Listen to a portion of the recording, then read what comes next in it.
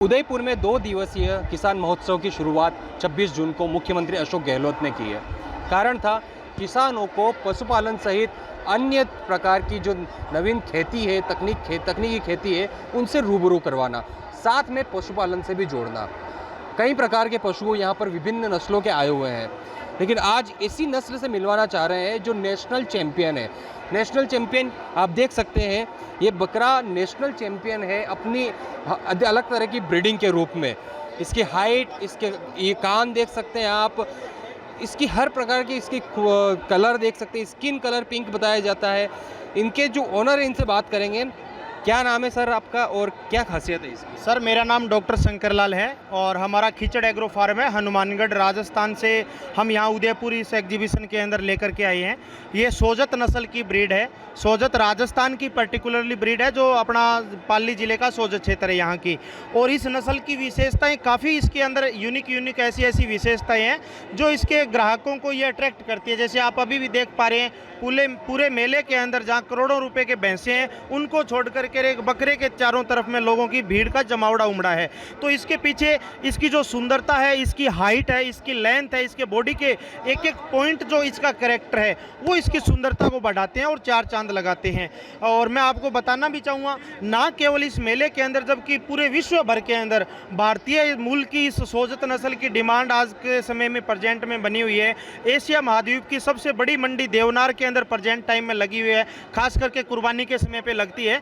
तो वहाँ पे भी 90% जो मेजोरिटी जो लोग प्रीफर करते हैं वो सोजत ब्रीड को करते हैं। राजस्थान के अंदर गोट फार्मिंग का एक हब बनने जा रहा है, क्योंकि पहले भी राजस्थान गोट फार्मिंग में अग्रणी राज्य रहा है पूरे देश भर में, और अब इतनी अच्छी नस्लें अपने यहाँ पे देखने को मिल रही है। तो काफ़ी साथी प्रेरित होकर के, काफ़ी युवा साथी इस फील्ड के अंदर आ रहे हैं, गोट फार्मिंग के कार्य के अंदर आ रहे हैं। और हम आज के समय में मैं तो ये भी बताना चाहूँगा कि गवर्नमेंट भी इस तरह के आयोजन करके बकरी पालकों को प्रमोट करने का, भेड़ पालकों को प्रमोट करने का काम कर रही है। सरकारी अनेक योजना इसकी खासियत क्या है?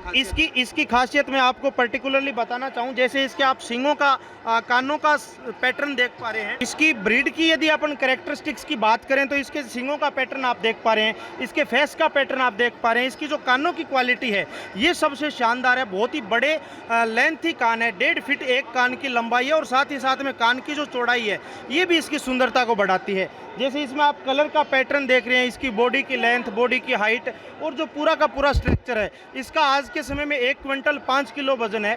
भेड़ और बकरी के अंदर 1 क्विंटल 5 किलो यदि अपन 4 भेड़ बकरियों को भी मिला देते हैं तो भी नहीं हो पाता। तो ये सारी चीज़ें इसकी विशेषताएं हैं, और ना केवल इस मेल के अंदर, जबकि ये जो सोजत नस्ल है, इस नस्ल के अंदर ये सब कैरेक्टरिस्टिक्स है वो होते हैं। अच्छा, ये मीट के प्रारूप में देखें अपन इसको, तो इसकी क्या क्वालिटी, कितना मीट आता है इसमें, क्या कॉस्ट रहती है इसकी? इस ब्रीड के अंदर मीट का, वैसे बेसिकली मैं बताना चाहूँगा कि बकरियों और भेड़ों से लगभग बॉडी का 45% मीट मिलता है, जबकि इस ब्रीड के अंदर 48 से 50% मीट देने की क्षमता है। और बॉडी वेट इसका बहुत जल्दी गेन होता है। जैसे 1 साल के मेल का वजन है वो 1 साल में लगभग 70 से 75 किलो, 70 टू 75 kg तक ईजिली चला जाता है। जबकि अपने जो देसी नॉर्मल बकरियाँ हैं उनके अंदर 30, 40, 50 किलो मुश्किल से जा पाता है। फिर इसकी जो फीड कन्वर्जन रेशियो है, यानी ये कम चारा खाते हुए या कम दाना खाते हुए भी मीट उत्पादन ज़्यादा देती है। तो किसानों को कम खर्च में ज़्यादा मुनाफा देने वाली एक शानदार। ये नेशनल चैंपियन किस रूप में? नेशनल चैंपियन ये मैं बताना भी चाहूँगा कि आज तक देश भर में 3 बार अलग अलग बकरों मेलों में कंपटीशन में 3 बार चैंपियन बन चुका है, जबकि इस तरह की प्रदर्शनियों में तो अनेकों जगह ये गया है। तो एग्जीबिशंस के अंदर ये देखा जाता है कि जो भी कंपटीशन में पशु भाग ले रहा है उसकी नस्ल, उसकी विशेषताएं, उसकी लंबाई, चौड़ाई, बॉडी का वजन, फिजिकली और जो जेनेटिकली जो किस तरह का एनिमल है, ये सारी चीज़ें पैरामीटर साइंटिस्टों के होते हैं। उनके आधार पे पशुओं का चयन है वो किया जाता है कि ये विनर है और ये रनर है। तो ये पूरे देश भर में 3 बार केंद्र सरकार की तरफ से आयोजित प्रदर्शनी में भी ये चैंपियन रहा है, हरियाणा के अंदर भी चैंपियन रहा है, और उत्तर प्रदेश सरकार ने एक मेला करवाया था उसमें भी ये चैंपियन रहा है। और राजस्थान के अपने जयपुर में कर्षक महोत्सव अभी पिछले दिनों था, और अभी ये उदयपुर के अंदर है। तो काफ़ी लोग इस चीज़ को पसंद कर रहे हैं, क्योंकि एक यूनिक ब्रीड। इसका मीट सामान्य जो रहता है, इसका जैसे कितने साल में ये वयस्क हो जाता है और इसका मीट कितना किलो निकल जाता है? ये लगभग 1.5 साल के अंदर एडल्ट हो जाता है और 1.5 साल में इसके मेल का वजन नॉर्मल 90 किलो से लेकर के 100 किलोग्राम तक आ जाता है।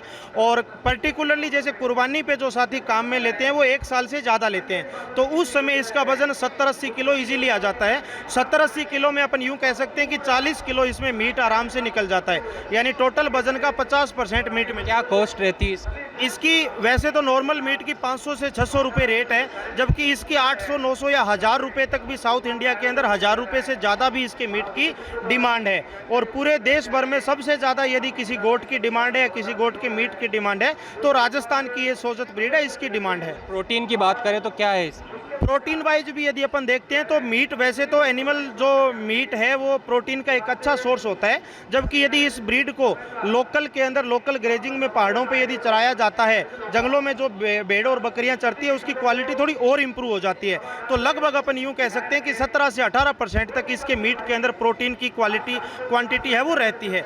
और इसका जो गोट का मीट है इसमें प्रोटीन ज़्यादा होता है जबकि फैट कम होता है। तो आजकल काफ़ी ऐसे साथी हैं जिनको फैट खाना ज़्यादा पसंद नहीं है, तो उसी के लिए भी वो फैट को रिड्यूस करने के लिए भी इसके मीट को यदि काम में लेते हैं तो भी एक बेटर ऑप्शन ये किसानों के लिए हो सकता है।